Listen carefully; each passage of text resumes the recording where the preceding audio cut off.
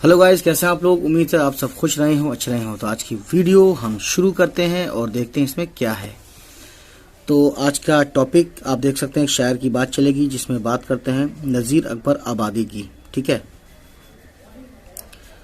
नज़ीर अकबर आबादी का पूरा नाम वली मोहम्मद था। वो दिल्ली में पैदा हुए, अपने ख़ानदान के साथ आगरे में आकर बस गए, यानी रहने लगे। नज़ीर अवामी शायर थे, यानी लोगों के। उनकी शायरी में हिंदुस्तानी माहौल की अक्कासी की गई है, यानी रिफ्लेक्शन।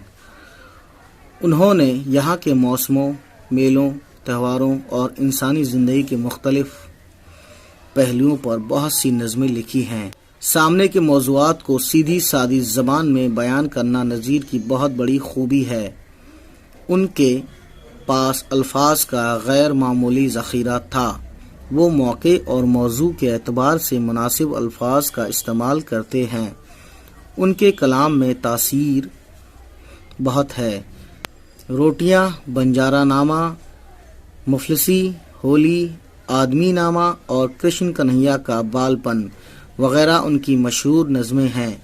इसी तरह हिंदुस्तान के मुख्तलिफ मौसमों, फलों और शख्सियतों पर नज़ीर की नज़में भी अपनी ख़ास पहचान रखती हैं। वो उर्दू के मारूफ शायर हैं। तो गाइस, ये वीडियो थी उर्दू के मारूफ शायर नज़ीर अकबर आबादी के नाम पर, जिनका जन्म यानी जिनकी पैदाइश 1740 और वफ़ात 1830 में हुआ। ठीक है।